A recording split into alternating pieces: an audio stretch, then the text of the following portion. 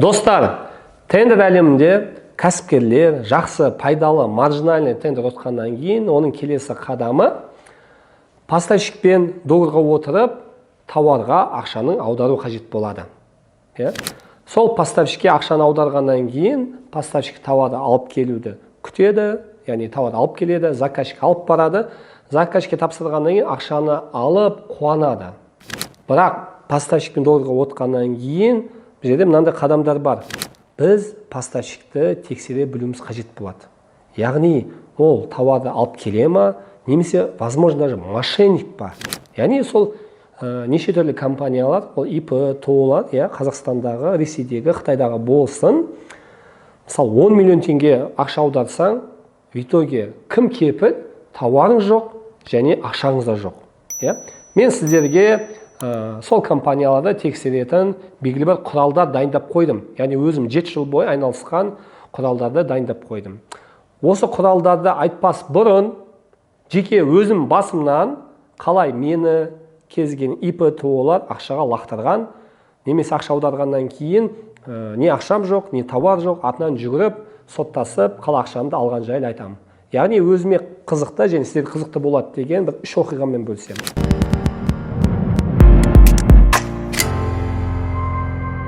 Менде тендерші командам бар, сол әр команда мүшесі тендерге қатысып, тендер ұтады. Яғни пайдалы деп ойлайды, поставщикпен сөйлеседі, келіседі.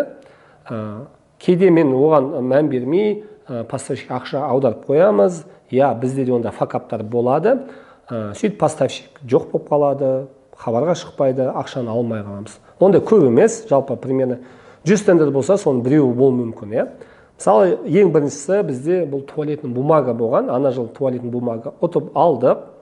Өте тиімді баға, пайда 1-1, яғни мошенничествоның бірінші признагі, нарықтағы бағаларға қарағанда әлде қайда өте арзан.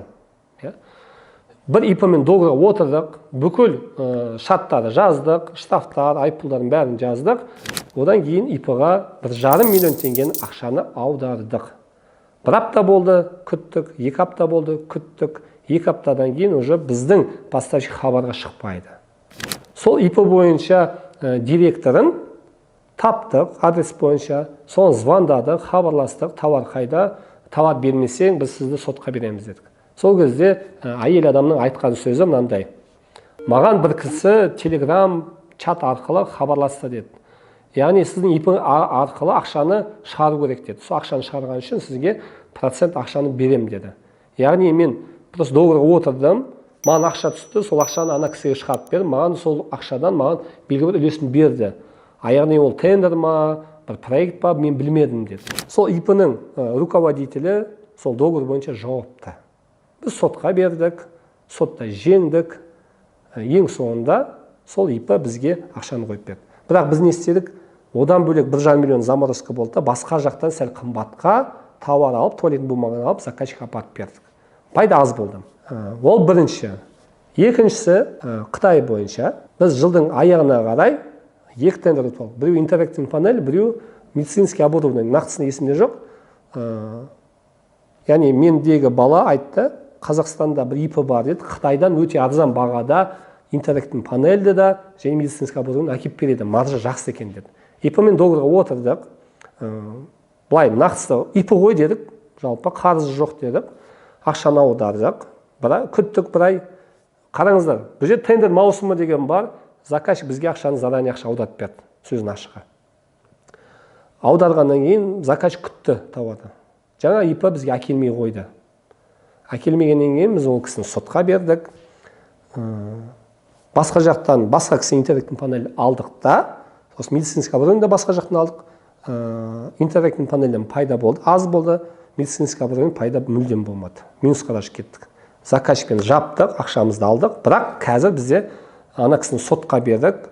Квартирасы бар екен, квартирасын частный судебный исполнитель неге продажаға қойып, соның ақшасын алатын болдық.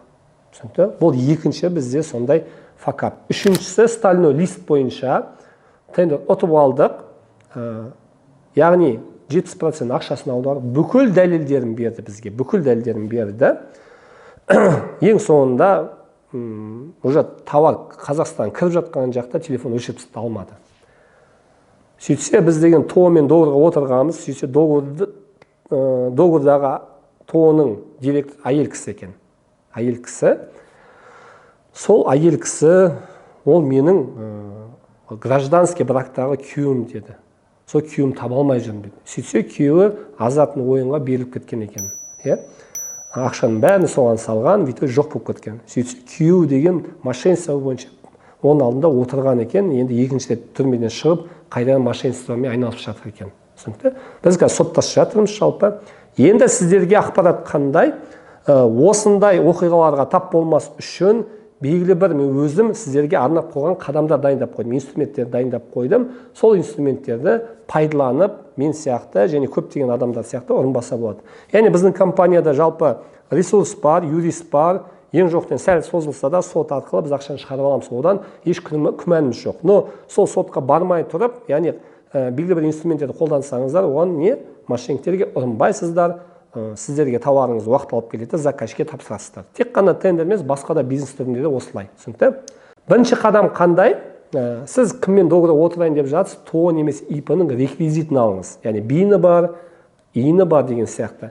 Сол бейін мен иінді, мысалы, ең бірінші неше түрлі ресурстар бар, соның бірі ПК учет деген ресурс бар, соған кіріп тексерсеңіз болады. Мысалы, мен қазір өзім сіздерге көрсетемін.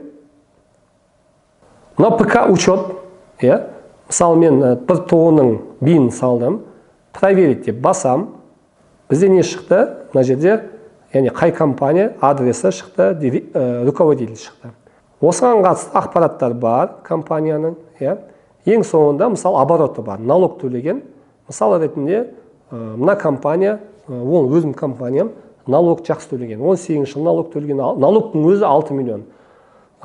Мысалы, 24 миллион налог төлеген. Жалпы, бұл обороты бар компания болмен жұмыс істеуге болады деген сөз.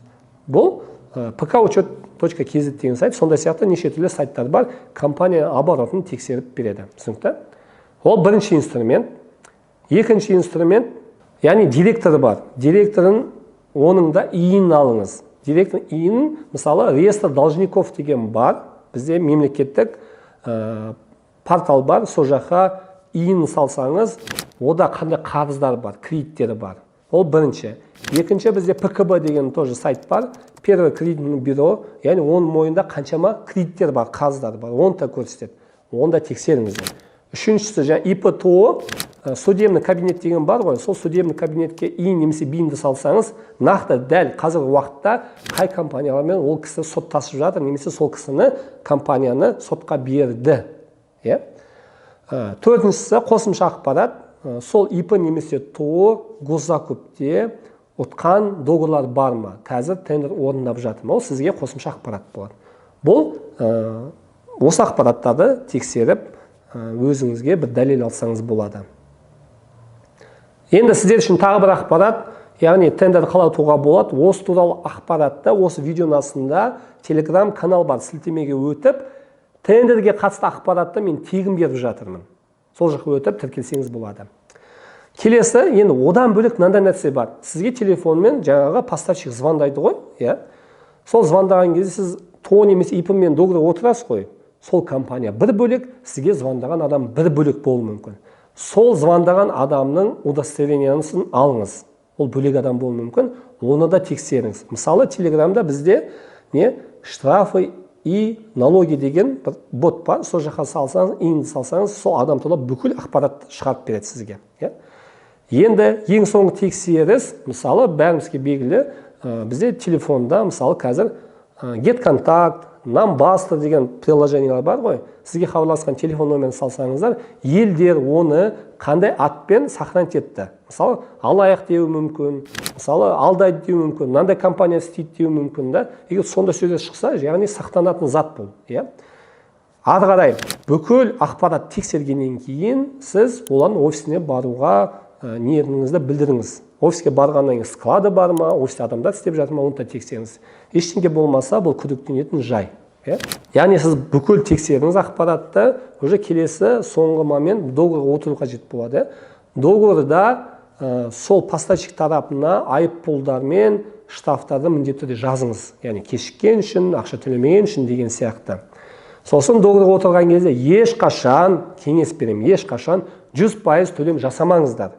Яғни 50-50 жұмыс істеңіздер предоплатамен, максимум 70-30 жұмыс істеңіздер. Түсінікті? Ақшаны, соңғы момент, ақшаны тек қана банк аударым арқылы төлеңіздер. Каспи переводпен ақша ешқашан төлемеңіздер. Көптеген новичок трейдерлер осындай қателік жасайды. Қараңыздаршы, сізді ақшаға лақтырып кетуіне біз өзіміз себепші боламыз. Бүкіл осы инструмент қолдансаңыздар, сізді ешкім лақтырмайды. Сохранности, ама сен товарыңызды апарып, заказчикқа апарып пайдаңызды аласыздар. Енді келесі видеода Ресейдегі поставщикті қалай тексереміз, тауар алдыртамыз, осы туралы видео түсіретін боламын. Сол себептен менің каналыма тіркеліп, комментарий жазып, лайк басыңыздар. Ендеше келесі видеода кездескенше сау болыңыздар.